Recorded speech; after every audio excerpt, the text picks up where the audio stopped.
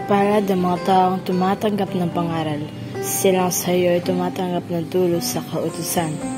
Ako po si Leona, kasalukuyang nanirahan dito po sa probinsya ng Bulacan. Kung papaano po ako hinango ng ating Panginoong Hesus sa lusak ng kasalanan, ang siya ko pong ibabahagi dito po sa Tanikarang Lagot. Ganito po iyon.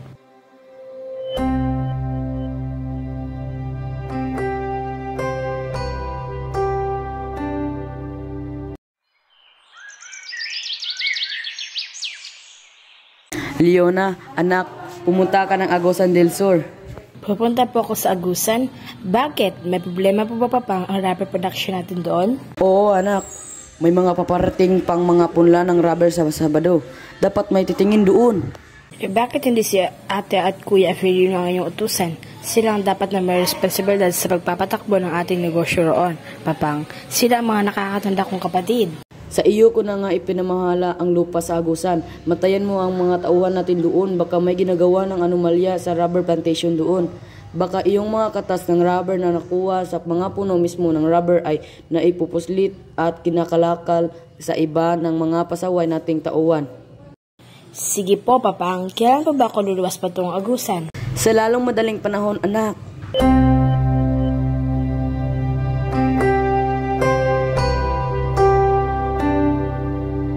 Papang, talaga po bang sa akin single na motorbike na ito? Oo, anak.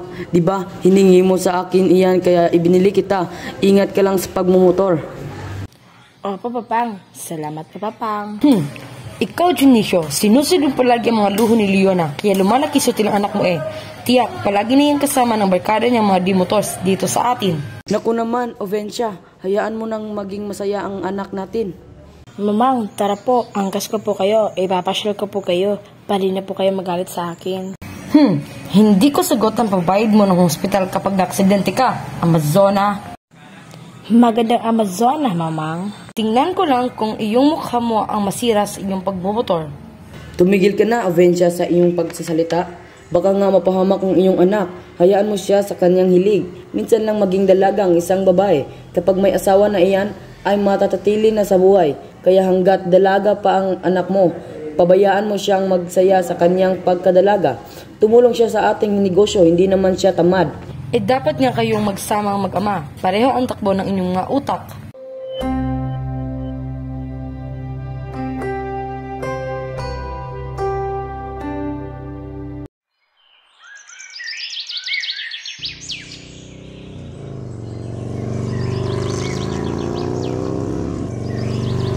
Si Mamang talaga, super sunat. Palibhasa, may pagkakastila.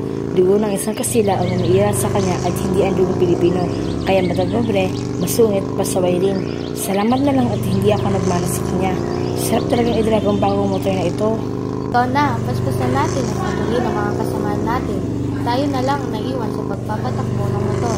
Gusto nila pasiktaban ko sila sa pagmumotor? Itutudo ko na to, si Leader. Aba, tumahataw ka na.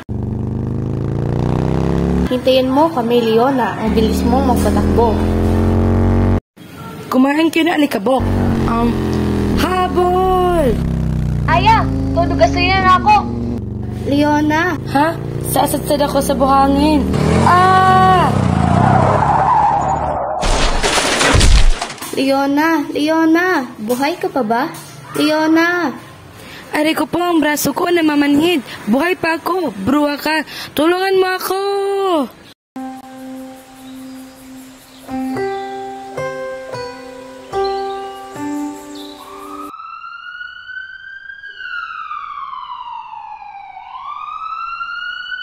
Ayan na nga ba ang sinasabi ko? Sobrang tigas kasi ng ulo mo, babae ka. Kaya yan. Aray ko po, pwede ba Mamang, huwag nga kayong sumigaw rito sa ospital. Napilayan na nga ako. Mabibingi pa ako sa lakas ng boses ninyo. Huwag nga kayong manisi. Aksidente iyon. Paano hindi ka maaksidente? Isatulin mo ba na mapatakbo ng motor? Sumbong ni Aya. Para bang darawa ang buhay mo, kaya yan tuloy ang nangyari sa iyo. Mabuti na lang at dito ka namin pinulot sa ospital at hindi sa morgue. Pasaway ka, babae ka. Ano ka ba naman, Ovencia? Tigilan mo ang anak mo. Huwag mo namang sermonan. Oh, yan ka na naman. Magsama nga talaga kayo mag-ama. Pareho matigas ang ulo.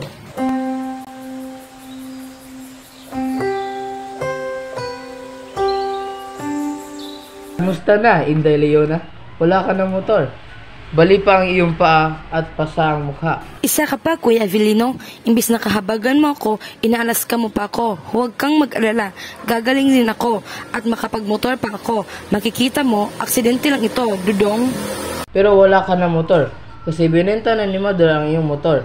Kababatak lang kanina. Ano? Bakit ibinenta ni Mamang?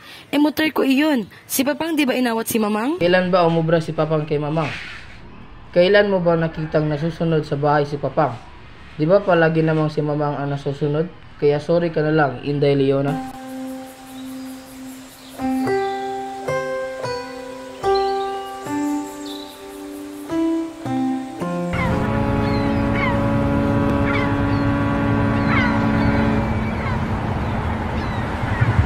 Sa wakas, nandito na ako sa Maynila. Mabuti na ito napakalayo-layo na ako. Dito sarili ko lang ang buhay ko. Wala nang mamang na magkikialam. Kapag may magandang nangyari sa buhay ko, saka na ako babalik sa Agusan del Sur. Ipapakita ko kay Mama na kaya ko mamuhay na wala sila ni Papang sa aking tabi. Kanila na ang yaman nila. Sa akin ang kalayaan ko. Leona, hayon na ang sundo natin. Si Manong Rodney, hayon sa jeep kumakaway sa atin.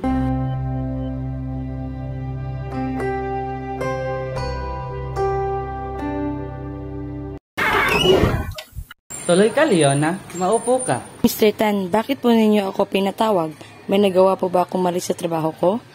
Pagpasensyahan na po ninyo ako. Bigyan po ninyo ako ng isang pagkakataon. No. Wala akong nakikitang problema sa iyong pagtatrabaho. Dito sa aking kumpanya, mabilis ka nang matuto at masipag ka. Kaya gusto ko ikaw na ang kumuha ng 2 shift. Po, Mr. Tan, wala kayong reklamo sa aking trabaho? Salamat po. Sige po, payag po ako.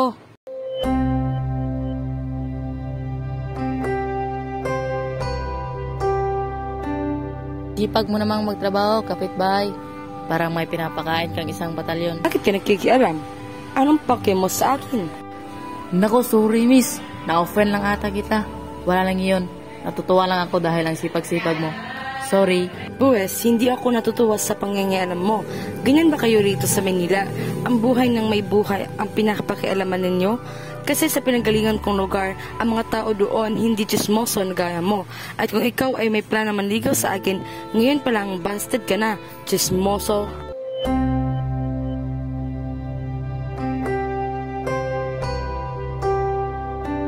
Ikaw talaga, Leona, hanggang dito sa Maynila, dala mo pa rin ang pagkastil mo. Kawawa naman itong tao, pinapahiya mo.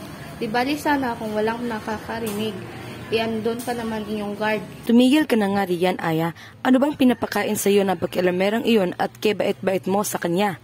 Huwag mong sabihin may patingin ka sa lolokong iyon. Wala. Kung may gusto man ako sa kanya, di naman ako papansinin noon. Ikaw ang gusto noon. Nagpapalakad nga siya sa akin. Mabait naman iyong tao at binata. Bagay kayo.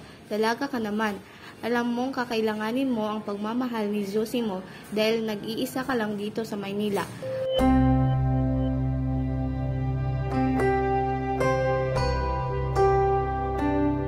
Kung kailan masama ang pakiramdam ko, doon pa nawala ang mga bruha na hihilo ako.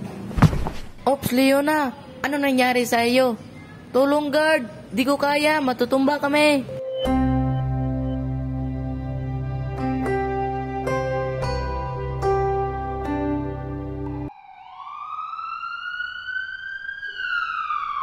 Salamat sa tulong mo at sa lumo ko, Zosimo. Hindi ka nagalit sa akin, Leona. Mabuti at nandoon ako, kasunod mo. Kung nagkataon sa lupa ka babagsak, alam mo bang inedya talaga ito ng tadhana na sa mga bisig ko, ikaw bumagsak?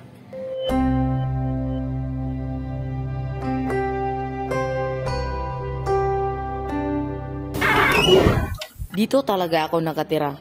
Matagal ko nang inuupahan itong silid na ito. Dito tayo magsisimulang mamuhay bilang mag-asawa. Masusumikap ako ng gusto para sa ating magiging anak. Zosimo, hindi naman ako naghahangad ng maluhong buhay. Sapat sa akin ang mahalin mo ko. Kung mayroon pang higit sa pagmamahal, ibibigay ko sa iyo, Leona. Pinakamamahal kita.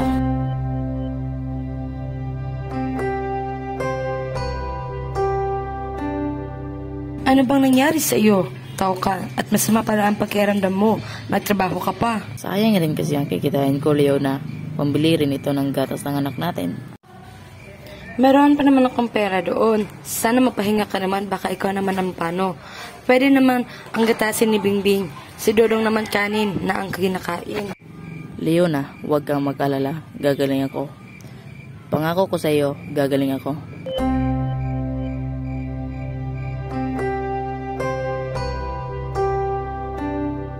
Zosimo, akala ko matagalan pa ang ating pagsasama. Sabi mo sa akin gusto mo pang makita ang mga apo mo kay Dodong at kung gusto mo pang makita ang kinakasal si Bingbing. Pero bakit iniwan mo kami? Paano na kami ng mga bata ngayon? Wala ka na, Zosimo. Isang saglit lang nang matikman.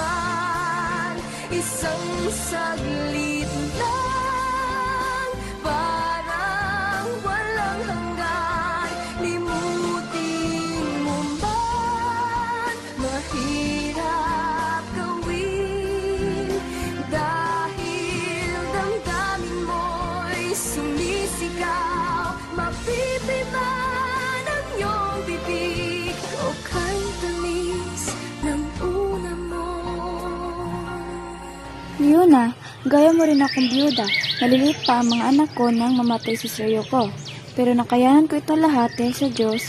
Siya ang nagbigay sa akin ng pag-asang buhay na buhay kung kaya't napagtagumpayan ko ang lahat ng pagsubok sa aking buhay. Nana Rosa, totoo po bang may Diyos na buhay? Meron, Leona. Subukan mong dumalo sa gawain sa linggo. Mapapatunayan mo ang Diyos natin sinasamba ay buhay na buhay. Magtiwala ka lamang sa Kanya. Sinubukan ko pang dumalo sa simbahan na kung saan dumadalo si Nana Rosa at totoo nga pong buhay ang Diyos na kanilang sinasamba. Roon, maraming himalang ginawa ang Diyos sa aming mag-ina at kailangan man, hindi niya kami pinabayaan sa gitna ng aming kahirapan sa buhay. Palaging may tugon ang Diyos. Purihin po ang ating Panginoon.